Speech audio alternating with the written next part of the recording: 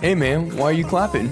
I'm happy because I'm listening to Blaze Radio. Oh yeah, I've heard of that. Isn't that our local student station? Yeah, bro, it's broadcasted live on blazeradioonline.com from the Bill Austin Radio Studio. Wow, that is great. I think I'm feeling it now too.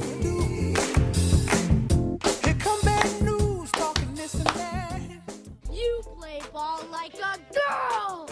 Well, you kind of throw like a girl. But when a girl is as beautiful as you, she doesn't have to be good. Wait, what? On The Future is Female, hosted by Sarandon Raboin, Gabrielle Ducharme, and Nicole Pinter, we believe that everyone should know how to throw like a girl. Tune in to our show every Saturday morning at 10 a.m. to hear the latest on what's going on with women's sports and women in sports.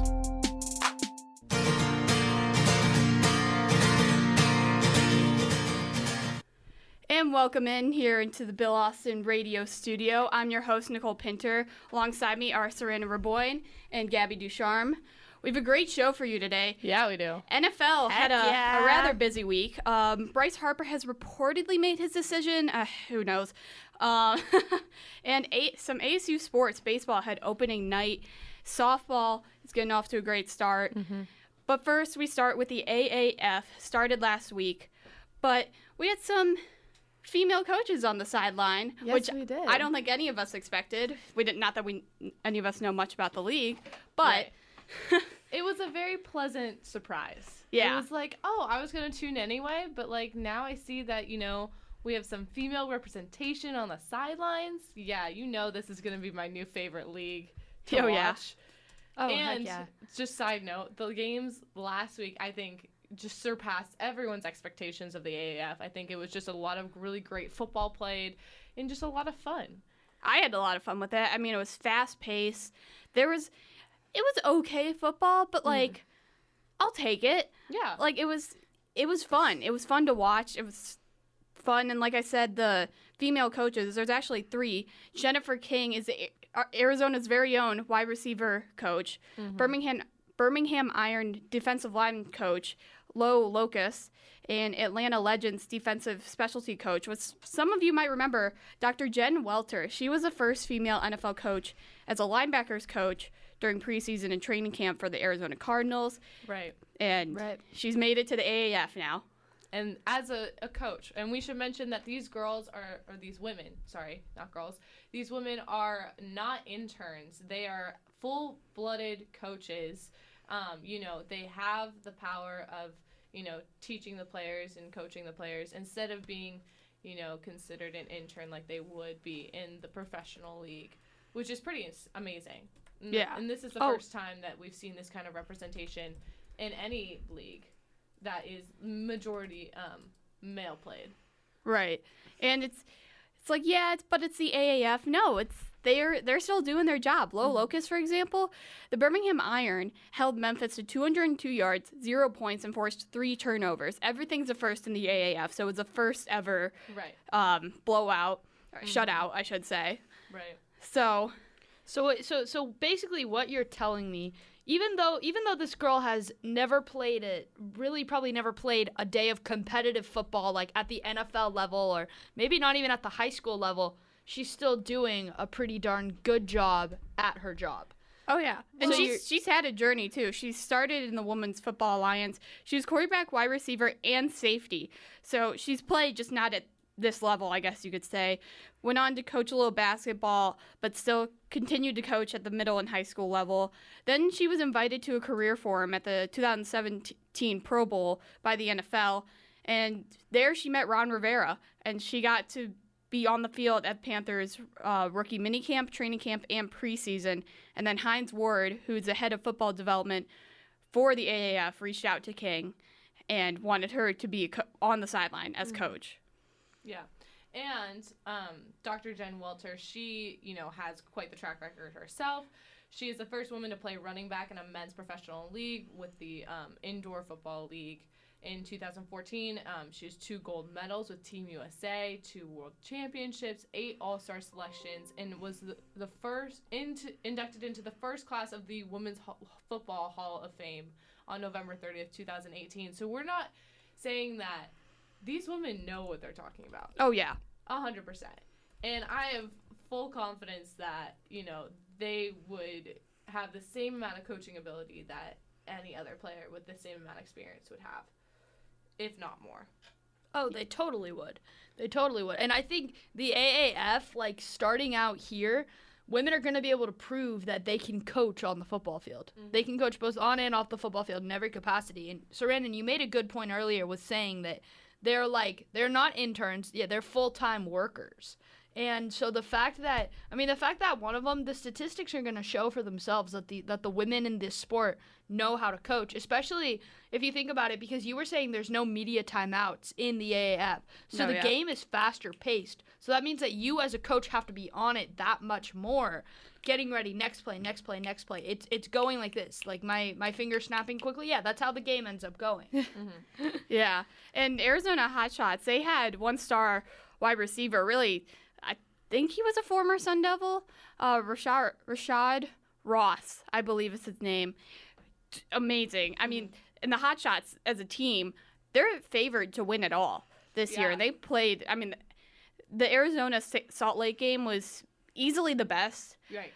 The others were I think close. It also had the poorest attendance as well, which is funny.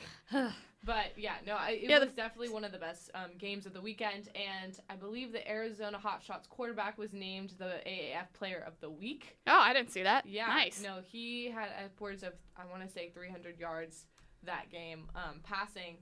But just to make another point about the coaching and the diversity that we're seeing in the AAF is that the AAF isn't done yet. They're looking to hire 3 to 4 more female coaches in the league by 2020. So just the fact that they're not content with how diverse they are, like they're already that much more diverse than any other league that we've seen. No, they're going to push the boundaries even more, and not only are they going to do it in the coaching or the coaching positions, but they're going to do it with female trainers, front office, and every aspect of the game that we've seen. And I've talked about this before, and I was like, it's not about just coaches or players or having the opportunity. It's having diversity and equality in every aspect of the game, and especially in the front office, because that's when you see less female representation than you would expect.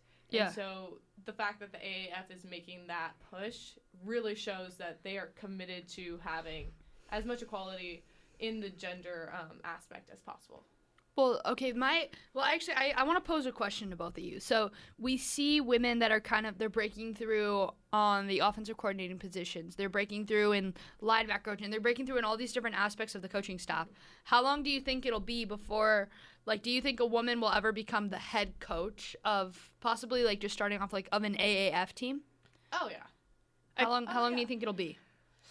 I don't know how long this league's going to last. I hope it lasts a long time, but say it lasts the next 15 years, which maybe that's a little generous. Yeah. But well, how long has Arena been around? Gosh, I don't know how long. I think it has the potential for as if not to be more popular than Arena. Oh, for sure. Arena's kind of died out, I guess you could say. But with the AAF, I think the difference is Arena football, it has no impact on the NFL, right? Because it's completely different. And now the AAF is completely different, and we talked about this earlier. The AAF does have a partnership with the NFL, and we're kind of hoping it becomes sort of a minor league NFL, where I'm hoping they just send practice squad guys down, and that's where they get some practice. But I think it will still take time for a woman to become a head coach. Oh, yeah. I think they still, like everybody else, they got to work their way up the ranks. Exactly. And I'm not saying it's going to happen. I'm not saying it's going to happen in the next, 6 months. I'm seeing it happening maybe in the next 10 years.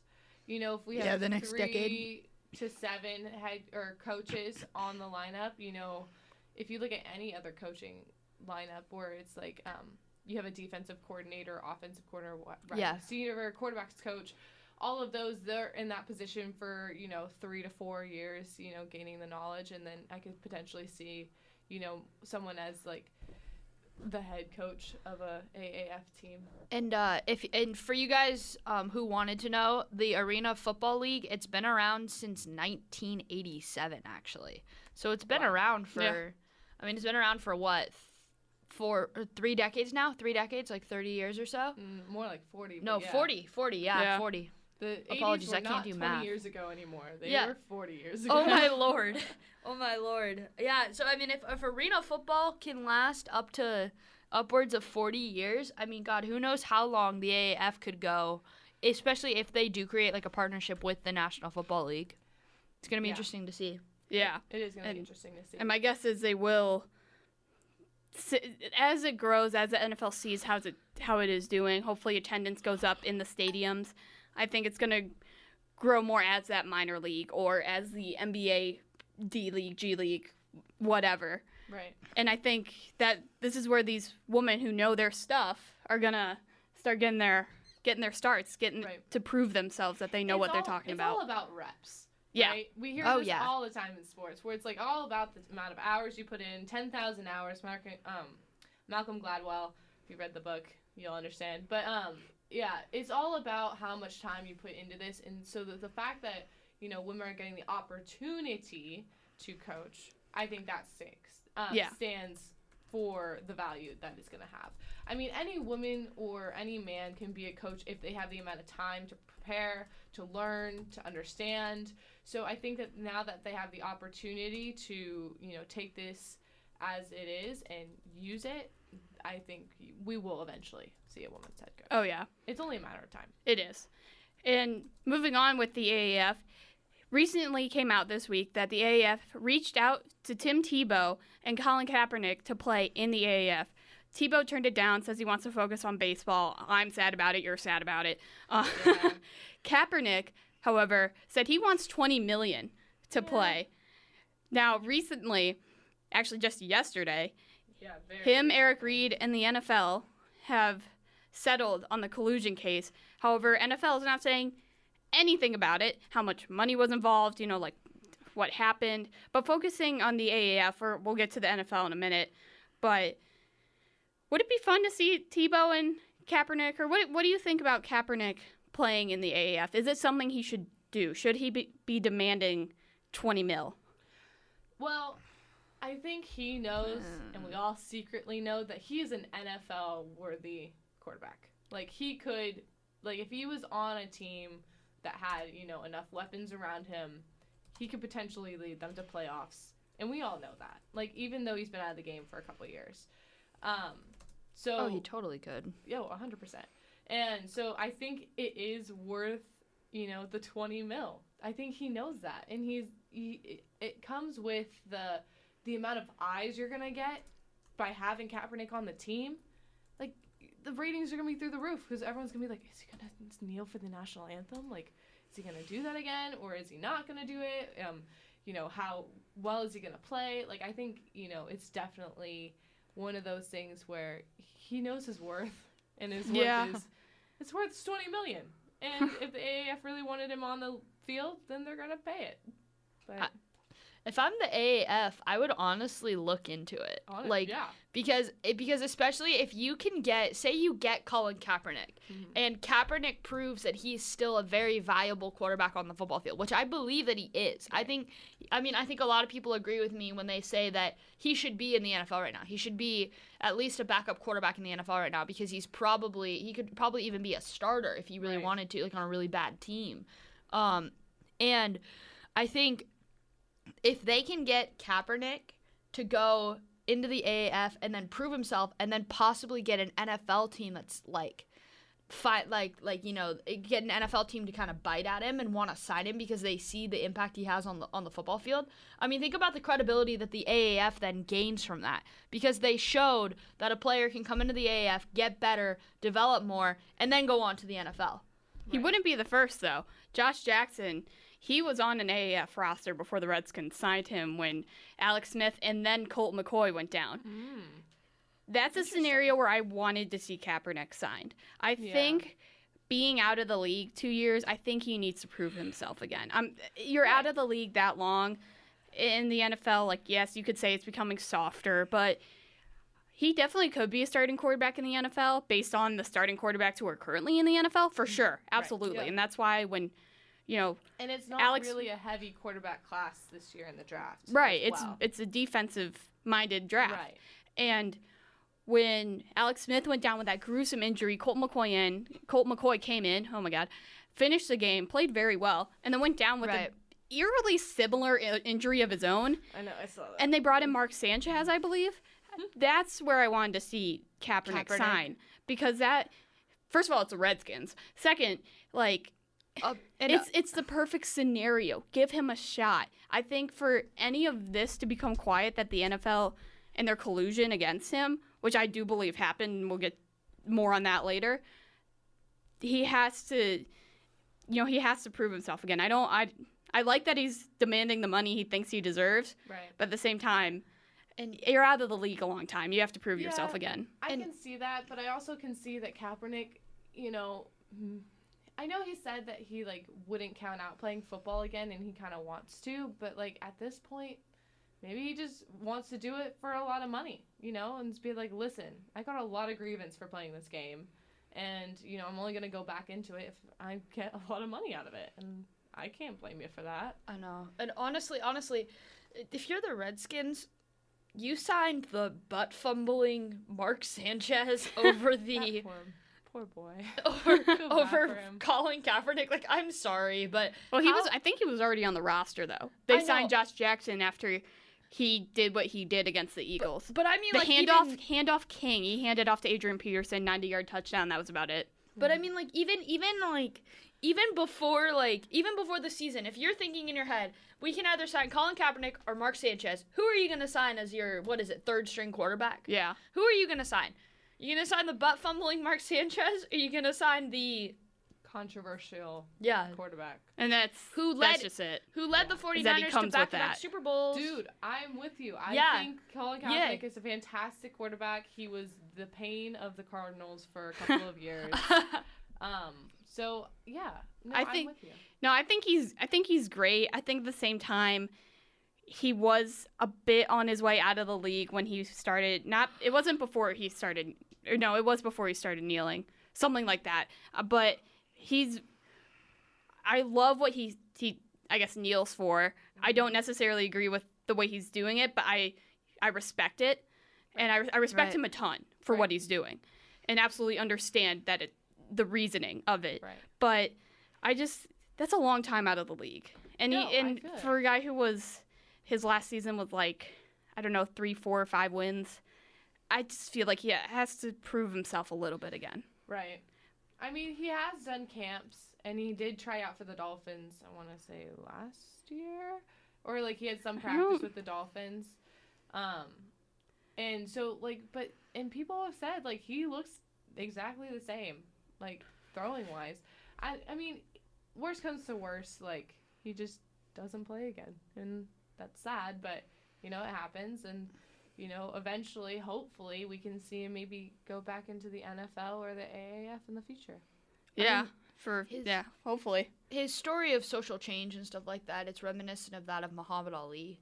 In terms of the social change that he took, he sacrificed his career in order to stand up for this this huge movement and to kind of be the face of the almost of the Black Lives Matter movement, of the kneeling process, everything like that. And I mean, if you look at Muhammad Ali's career compared to his, I mean, Ali also Ali got arrested and obviously went to prison because of his actions. And I don't think Kaepernick will ever go that far to the point where he'll be imprisoned for his actions. But this same idea of kind of sacrificing your career for this social movement that you believe wholeheartedly in. I mean, it's a shame. It's a shame that Kaepernick has to do that, but it definitely sends a message. Yeah, and finish off here, the NFL with the grievances, with settling, they didn't release anything. It was all under confidentiality. That hey, we've settled this. We're not telling you how much money. We're not telling you what went down. We're not telling you anything about what happened here. So, NFL.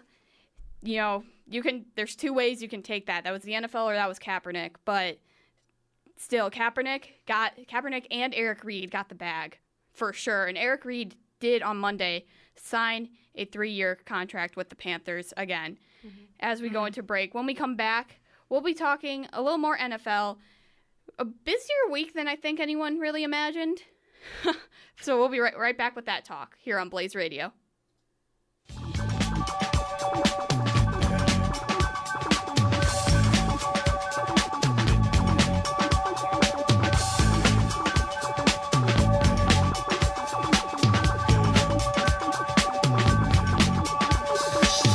You may find yourself living in a shotgun shack, and you may find yourself in another part of the world, and you may find yourself behind the wheel of a large automobile, and you may find yourself in a beautiful house with a beautiful wife, and you may ask yourself, well, how did I get here? Letting the days go by, let the water hold me down. Letting the days go by, water flowing underground into the blue again. After the money's gone, once in a lifetime, water flowing underground. And you may ask yourself, how do I work this?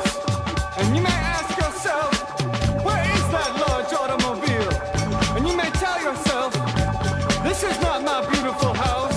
And you may tell yourself, this is not my beautiful wife. Letting the days go by, let the water hold me down. Letting the days go by, water flowing underground into the blue again. After the money's gone, once in a lifetime, water flowing underground. Same as it ever was, same as it ever was, same as it ever was, same as it ever was, same as it ever was, same as it ever was, same as it ever was, same as it ever was. Letting the days go by, let the water hold me down. Letting the days go by, water flowing underground into the blue again. After the money's gone, once in a lifetime, water flowing underground. You may ask yourself, what is that beautiful house? You may ask yourself, where does that highway go to? And you may ask yourself, am I right? Am I wrong?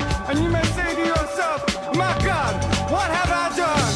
Letting the days go by, let the water hold me down. Letting the days go by, water flowing underground into the blue again, into the silent water, under the rocks and stones. There is water underground. Letting the days go by, let the water hold me down. Letting the days go by, water flowing underground into the blue again. After the money's gone, once in a lifetime, water flowing underground. Same as it ever was, same as it ever was, same as it ever was. Look where my hand was. Time isn't holding up, time isn't after us. Same as it ever was, same as it ever was, same as it ever was,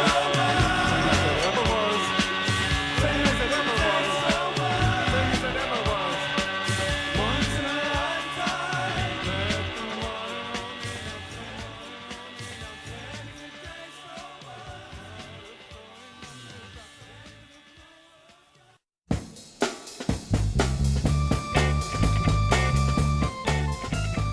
Welcome back here into the Bill Austin radio studio.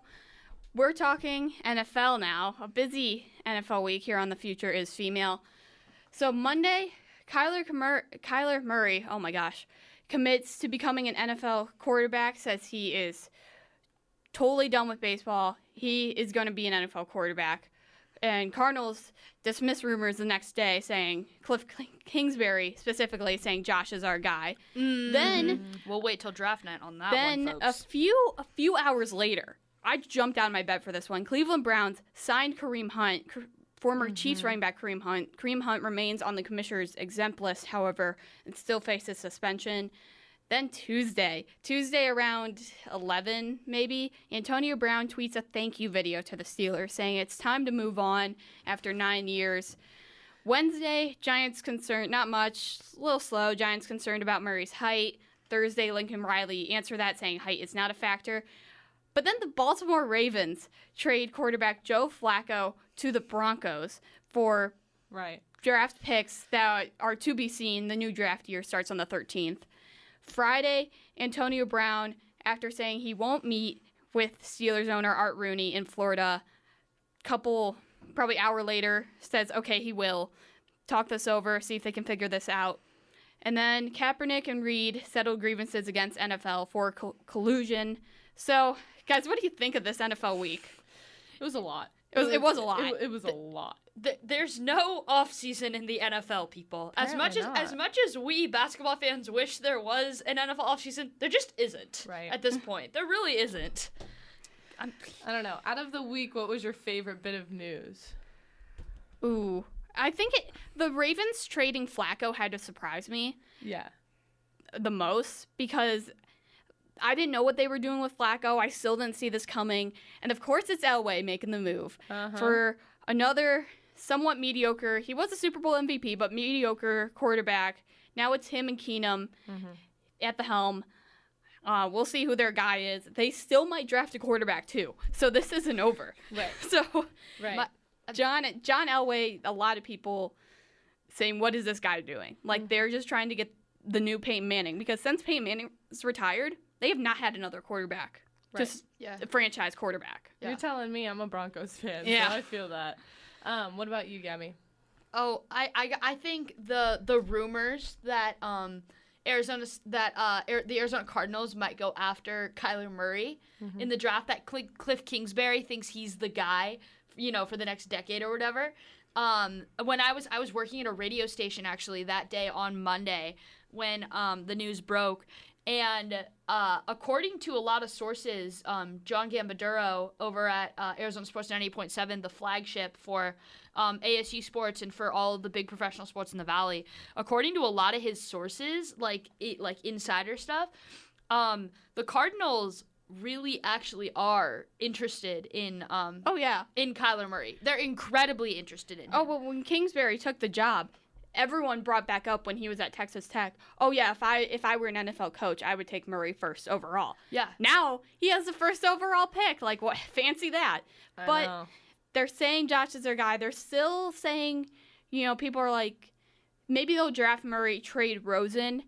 I mean, it's hard because they really need a lot more than a QB, especially since they drafted a QB last year. Right. They need an offensive line. They need an offensive line. They need some sort of everything. Defense. They need a lot. So I guess the real question is, should the Cardinals keep that number one pick, or should they trade that number one pick to move back in the draft and get more assets? They're definitely for looking later to trade in the draft. They're definitely looking to trade. I know that. What a question to bring up, because I want to say when it was first announced that the Cardinals were going to get the number one pick, I think I tweeted this exact question. Yeah. And I was like, a poll, and I said, should the Cardinals trade down? Should they draft weapons for Rosen? Should they get an O-line, or should they get defense to stop the run? And it was split between O-line or trade down, both with 38 to 37%. So no one said weapons for Rosen, which was interesting. And then the defense, because he kind of needs them. I mean, Christian Kirk's great. Larry Fitzgerald's probably got one more year. Out. Yeah, you need some. Yeah, you need something. And then defense to stop the run was 25%. So it's just interesting to me that it's kind of, the Cardinals have so many different directions that they can go in, and it really, I feel like that number one pick, like, it's critical in deciding what direction they're going to pick. Like, if they had, the number 5, it might be a little bit easier, because then they wouldn't have the stress of, like, oh, do they take Kyler Murray? Do they not take Kyler Murray? Do they trade down? All this other things. So I think that, what they do with this number one pick kind of decides what direction the Cardinals will go in overall. Well, but what's interesting though about like these trade packages and stuff that have kind of been rumored, like going around, like John Gambaduro was the first to report this, but basically the one thing that the Cardinals, like one rumor that kind of milled around was like the Cardinals would package Josh Rosen and the number one pick to possibly get more draft picks to move down in the draft so that they could pick up Kyler Murray as well as get other I am draft picks. all like for chaos. Bring it. Literal chaos. Like literal chaos. I want see my chaos face right now. I think I was just like, oh no, yeah, your no, face. no. Her face says it all. Her eyes just like blew up like flying saucers. Her mouth was just like there were Grimace. no words came out of Sarandon's mouth for the last 20 seconds for a specific reason. Yeah. See, when Michigan, I'm gonna bring it back. When Michigan lost to Ohio State and they were number 4, and that was brutal. I don't want to talk anymore about it. I was like, chaos. Bring it. Everyone has to lose now. Get me, I don't know what the ranks were, but like, get me number 10. Get me UCF in the playoff. Have everyone lose. Root for chaos when that happens. Bears don't have a first-round pick. Chaos. Chaos. I just like I won't even be watching. Like I'll be watching the first night of the draft, but like I'm a little at ease. The Bears don't have a first round pick. We have Khalil Mack. The first night, and then by that time you just get the highlights. Like then Saturday it's on for like the whole day. Okay, Sarandon, I want to know, what was your thought process when I said that trade rumor though? Like, what was your thought face? Process? Yeah, what were you thinking in your head? My thought process was like, wow, is that how the Cardinals can screw this up? Like, there's a million different ways. I know, but like, it's we fun. have the number 1 pick, and we have Josh Rosen, and somehow we're getting rid of both. Like, okay. It was just, I guess that was just a rumor. I don't think that's actually going to happen, because I don't even think the Cardinals are like that. Like, that would be so chaotic. Yeah, chaotic. Yeah, and Nicole's just chanting in the background. Chaos. So moving. I'm gonna turn it on the draft, and I'm just gonna hear this chaos. It's gonna show up in your dreams tonight. I know. I was gonna say, what is this ASMR we're doing now? Okay, so going on to a little deeper NFL news. Obviously, Cleveland Browns. It would be the Browns. It would. It was going to be the Browns or It's the the Patriots, I guess. But the Bears were considering him too. They signed former Chiefs running back Kareem Hunt. I'm all for everyone deserves a second chance, which is why I have such a hard time with this. Yeah. What do you guys think? Well, what part of it do you have a hard time with? I mean, because he kicked a woman, but she was also, saying like derogatory terms to him, said the N-word, but it's just really easy to walk away. It's really easy. Yeah. I know in the moment it doesn't seem easy. And here's a weird thing, too. Kareem Hunt went to University of Toledo. He's from Cleveland. Cleveland's his hometown, and this happened in Cleveland. So that's interesting. That is interesting. Gabby, what do you think?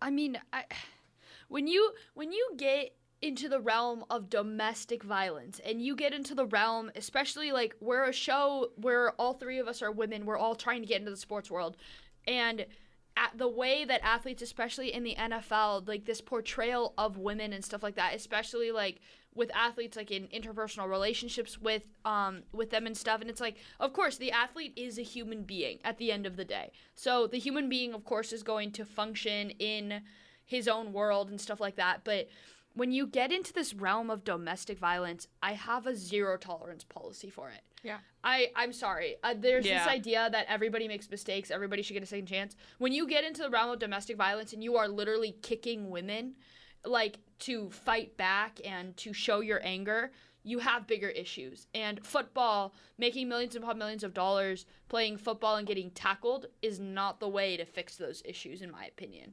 Right. And so we were talking about this specific case in my ethics class this week for obvious reasons. And what's interesting to me is that, there was video evidence. He got caught. Like, everything that they say that you need to have, judgment and, have punishment for happened in this case. And the reason he was released was because he lied about it. Right. Not because he did it. Because he said he didn't do it, and they were like, no, that's you. No, right. And so, like, that's what's, like, annoying to me, is that there was every single thing, that they say they needed in order to make this, a case, suspend him, have him on the exempt list, all of that. And yet he's gonna probably come back in the next season. He's gonna get like a 6-game suspension. He's gonna get it appealed. He's gonna go down to 3. We've seen this before. And, and you can't, the NFL cannot say that it's a no tolerance league and then have this happen. Like, that's not no tolerance. Yeah. Sorry. It's not, oh, no tolerance except for if you're a really good player. Like, Right. we'll get you a 3-game suspension and that's fine. You know, everyone's going to forget about it. And that's the thing is that, you know why the Cleveland Browns signed him now? It's because by the time the season rolls around, no one's going to remember. Like, seriously. That's fair, yeah. News is new. I mean, Right. This news isn't going to be new, 5 or 6 months from now? It'll still be brought up. It will be brought up, but it will probably be brought up because, oh, yeah, Kareem Hunt is, you know, still suspended due to the domestic violence allegations, and that will be it. Yeah. Well, and it's also an interesting signing, too, because they have Duke Johnson and Nick Chubb, Right. and they just signed or drafted Nick Chubb, and they both had great seasons. Right. Why, like, yeah, Kareem Hunt's better, but, like, you can obviously do it without someone who kicked a woman. You can do it without that on your team. And I get it, second chances, but just not for this. And I think this goes more on Goodell. Oh, how 100%. How do you just let this happen? How he's on your exempt list. Ooh, like they still signed him. Right. Like what does that do? Nothing. I mean, and that's why the NFL he just can't practice. He can still go to the facility. He can still show up and watch. You know, he's just, you know, there. And that's fine.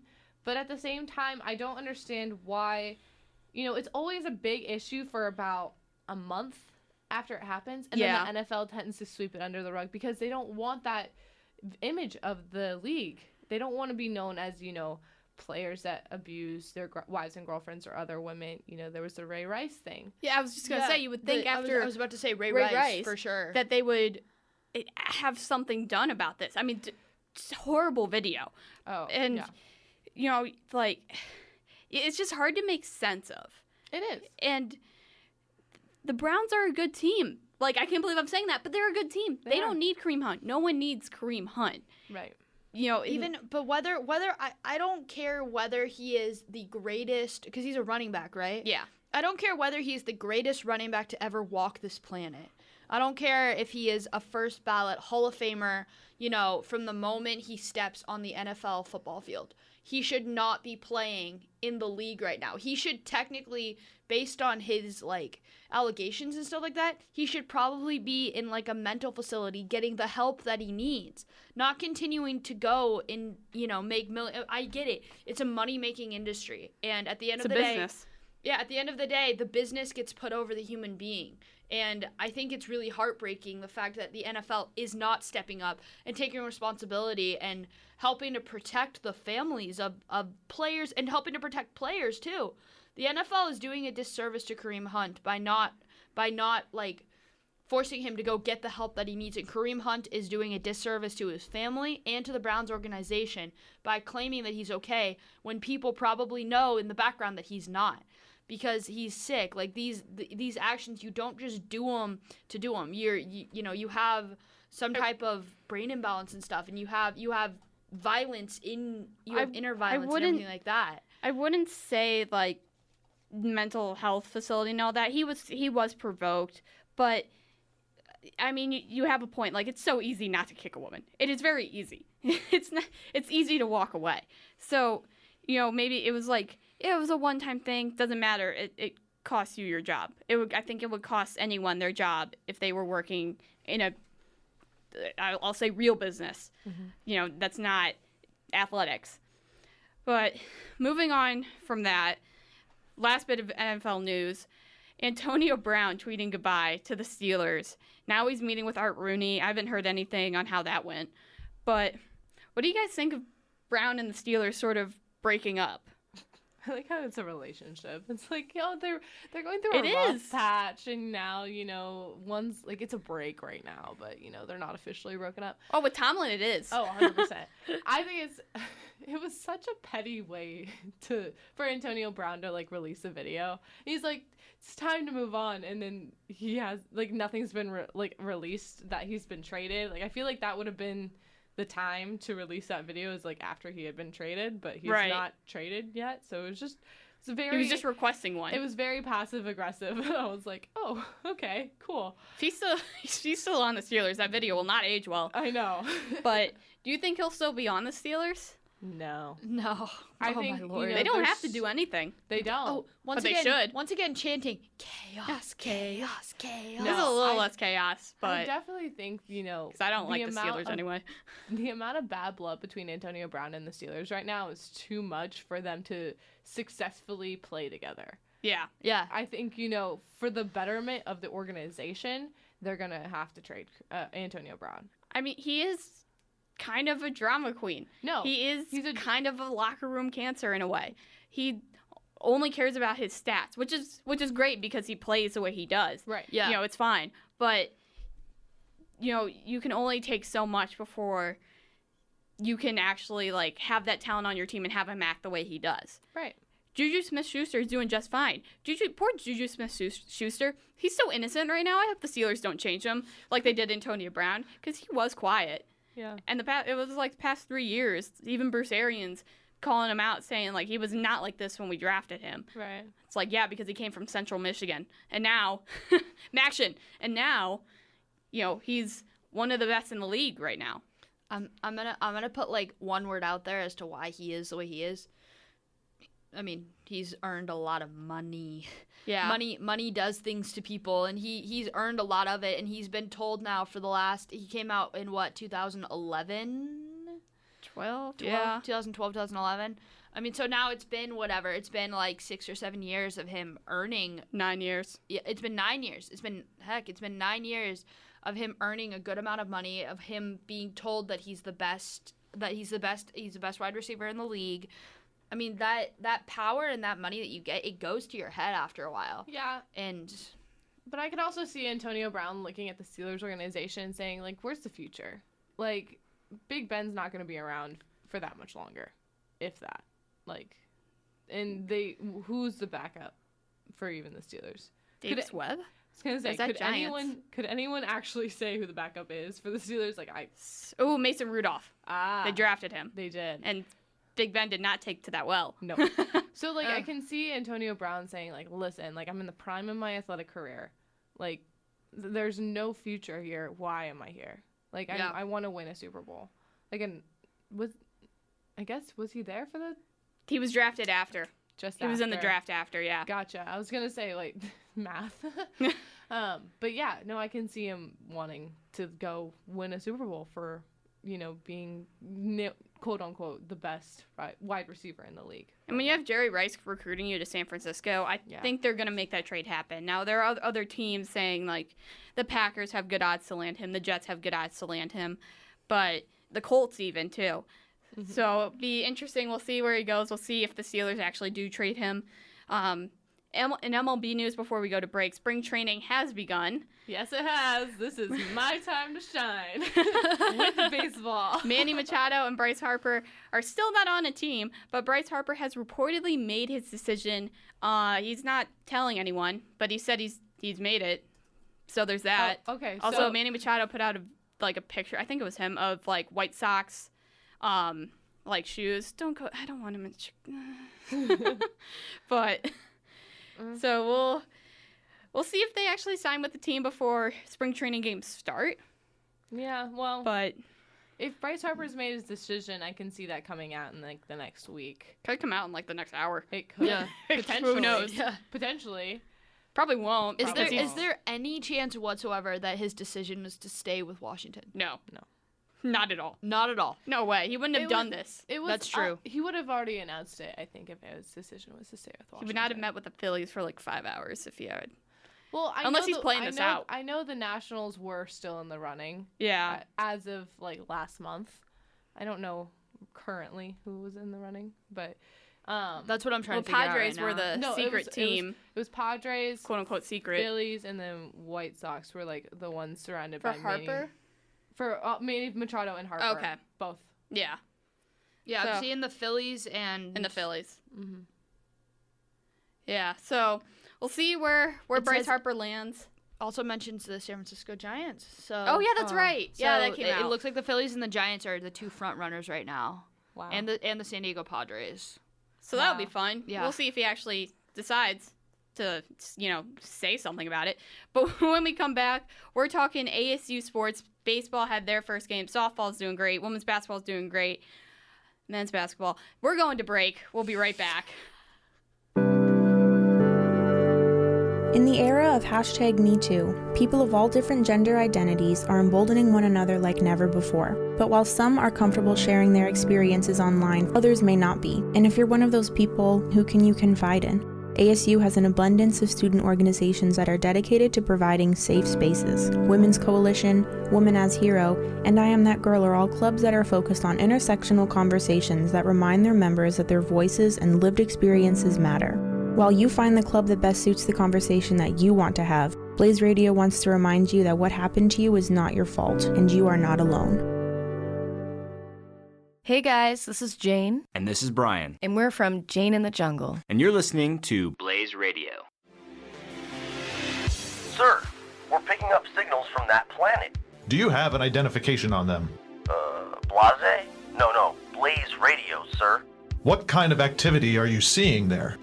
It sounds like they're broadcasting the best in local music. Where is that signal coming from? The Bill Austin radio studio? Crew, set your coordinates to Phoenix.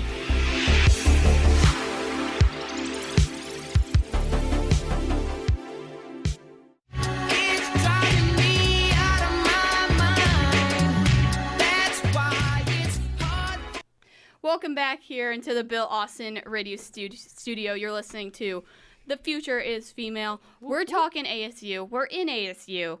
So we're talking baseball. We go to ASU. We're talking baseball, softball, women's basketball, men's basketball. Let's start. We murmur under our breaths as they fight for the NCAA tournament. That they're not going to be in, but we'll get to that. ASU, let's start with baseball and softball. Baseball had their opening night last night. Yeah, they 10-1 did. over Notre Dame. Folks, she went there. She totally went there. Alex Marsh struck out 10 in 6 and 2/3 innings. 10-1, absolutely dominated. Softball, ASU 5-2 on the season so far. Only losses are to Missouri and Florida. Yep. Both very, very good. Both College World Series type teams. ASU also being in that realm. They were ranked number 12 last week. So they're on their way up, and they're playing great. They are playing really well, which is especially, it's not surprising, but they lost one of their best starting pitchers, G. Juarez. She moved to Oklahoma, which the fact that she's in Oklahoma, like, starting pitching is fantastic because Oklahoma is notorious for having wipeout pitchers. Yeah. And so the fact that ASU has since overcame that loss in starting pitching, and they've come back stronger, even, in my opinion. Oh, yeah. That is really phenomenal. I'm covering ASU women's softball right now. I went to their game last weekend against Weber State, and they won 21-1. I was gonna say 25, but geez. They scored 11 runs in the second inning. Ouch. And I was sitting next to another kid who actually is a student at Cronkite, and he was saying, he was like, you gotta watch, because he had covered the game before that as well. So he had already kind of seen like you can already kind of see the development and stuff like that of the team. You can pick up on it really fast. He's like, this team is incredibly inconsistent. He said, watch, they're not going to score any runs in the first inning. The second inning, they're going to score like 12 runs. I looked at him, I was like, you're kidding me. Like, no. Like, whatever. So the first inning ends or whatever, and I look at him and I'm like, you sure? Like, they don't look, I know they're number 12, but no. Then the second inning occurred. Yeah, they scored a grand slam. They scored 3 more RBIs. They scored like 4 more runs. Yeah, that was just in the second inning alone. Then the third inning happened. 10 more runs got put on the board. Yeah, the game was over by the end of the third inning. We sat there until the end of the 5th inning. Mm-hmm. Oh yeah. It was amazing. It was absolutely amazing. Yeah, but I mean, the softball team for sure has potential to, make the World Series tournament. I said that really weird. I'm sorry. And so it really, I mean, looking at their schedule right now, they don't really hit any substantial big talent schools until, I mean, really probably Utah in March. Yeah. And then UCLA in April. And then Washington. And then, yeah, no, they're going to hit. I mean, the Pac-12 is notoriously strong in softball. Oh, yeah. If you look at who is on the top list of players, I mean, it's Washington, Oklahoma, UCLA, Oregon has a few, Arizona has a few. So it's really, I think that if the softball team starts off strong in their non-conference tournaments, like the tournaments that they're in right now, with the Kajikawa Classic, the Littlewood Classic, the Sun Devil Classic, all of these tournaments where they're playing not necessarily ranked teams, and they start getting their footing, they start getting their rhythm, that's going to make going into Pac-12 play so much easier. Because Pac-12 play is going to be rough. Yeah. Oh, yeah. It's going to be hard. Teams like UCLA and Oregon. In Washington. Oh, my gosh. Washington, It's going to be hard. I have a former classmate, actually, who's on the Oregon softball team. She showed up when we were, freshmen in high school wearing all of this Oregon gear. And she would wear it, every single day. And I looked at her one day, her name's Allie Bunker. I looked at her, I was like, Allie, why are you wearing all this Oregon stuff? Do you just really love the Oregon Ducks? She was like, no, this is where I'm going to college. I was like, you're 14. What? I didn't even know college was a thing when I was 14. Yeah, for softball, if you don't commit by sophomore year, that's late. Yeah, I had a classmate who committed to Purdue, actually, her sophomore year, and it was before I committed to school, and I was like, it was junior year for me, but it was like, you already know where you're going? Yeah. No, on my softball team, there was 6 D1 commits the year below me. Dang. I think we only had 1. Yeah. Shout out to all my girls. Yeah, we do have one basketball recruit, actually. She's going to DePaul. I think she just got 1,000 points for Fern Hills. Go Cougs. Go Cougs. Going on to basketball now with that. ASU beat the Colorado Buffs 66-49 in their annual Pink Out game. Pretty much dominating. Went on a 14-2 run. I think it was the first or second quarter and just never looked back. Yep. Right. Yep. And they play Utah tomorrow afternoon. And they beat Utah the first time? They beat him the first time off a buzzer beater by Riley Richardson. They beat him off of Riley Richardson. She basically took off on one leg, launched the shot from right around the top of the 3-point arc, and it ended up banking in, and they won it. They won it off a buzzer beater, which was huge.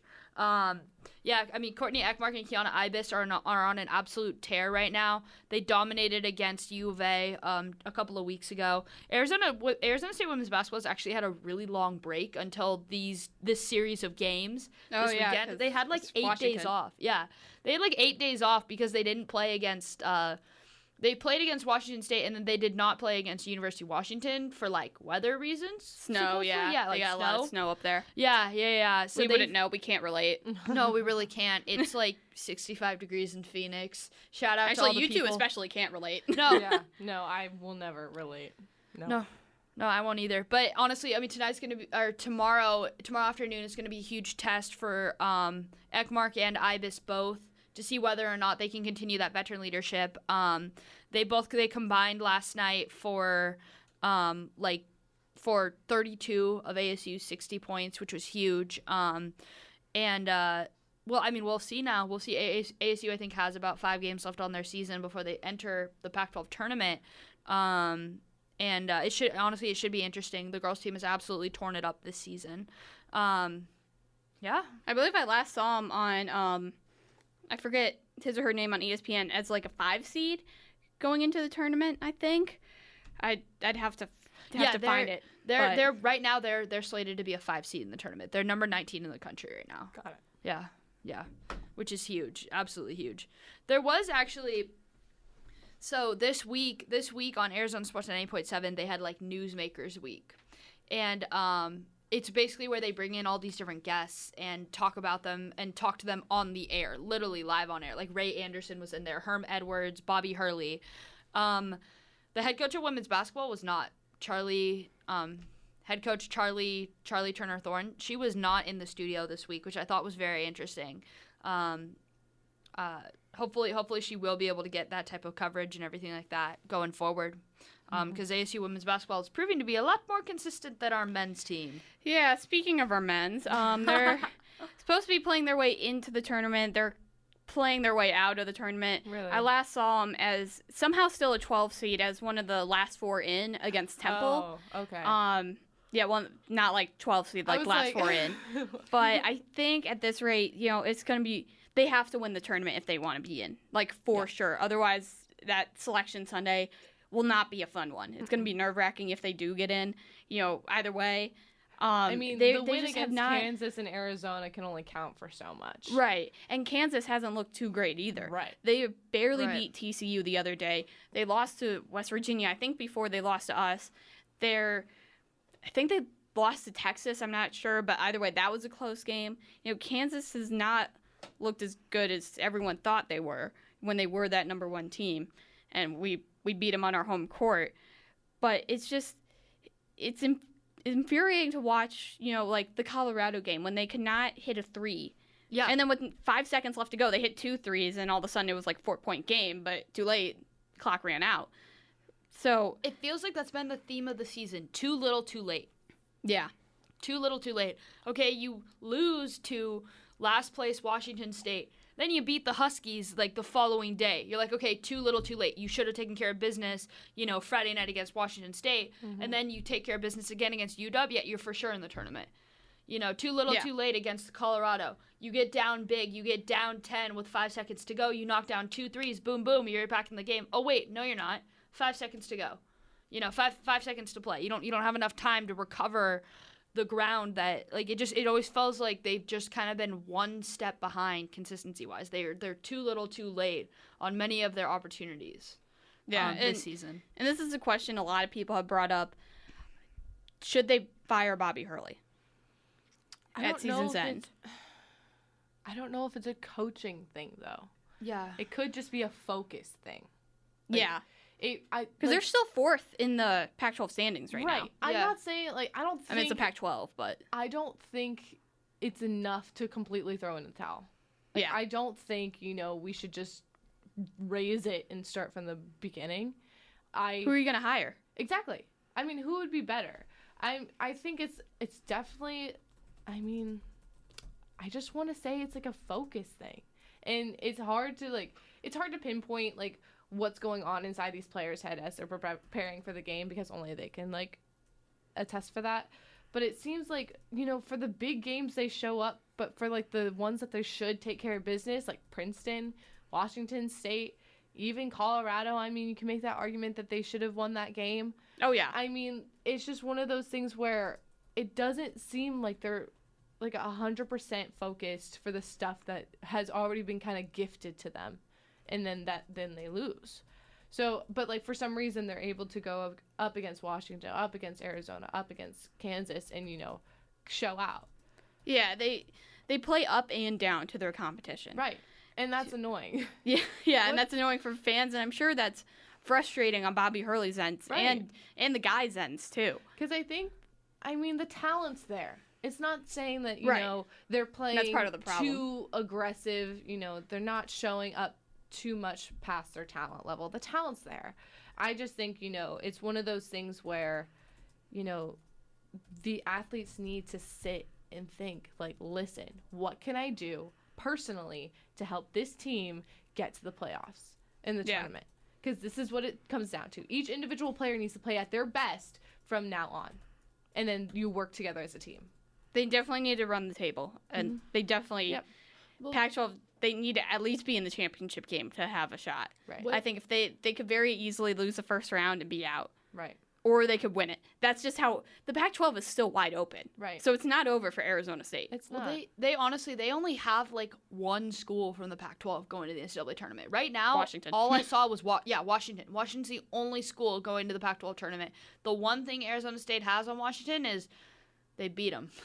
They were the lowly loss, the one loss that Washington has faced this season. In the Pac-12. Yeah, in the Pac-12 at least. But I don't know. It's going to be interesting. I mean, did you guys see that Bobby Hurley called out the ASU student section last week against Washington State? That yeah, made not me great. Not happy. It's never a good look. Nick Saban did it, and it wasn't a good look. Bobby Hurley did it. It's a worse look. At that point, why are you blaming the student section? I mean, it's Washington State. On a Thursday at 6 o'clock where we have class. It's just one of those things where, I don't think that one's the problem. But thanks for that, Bobby Hurley. Yeah. So hopefully ASU men's basketball is able to run the table, get the job done. The women are getting the job done for sure, as they will face Utah tomorrow. Men face Utah in Utah tonight at 8, I believe, on FS1. ASU baseball is tonight, 6:30, I believe. Notre Dame. Notre Dame. They also play tomorrow as the series close against Notre Dame at 12:30. So support your Sun Devils, I guess. Support the Sun Devils. They have a lot of opportunities weekend. too. Big weekend. Oh yeah. Well, thank you for tuning in to The Future is Female. I'm Nicole Pinter with Gabby Ducharme and Sarandon Raboin. We'll see you next weekend here on The Future is Female. Have a great week, everyone.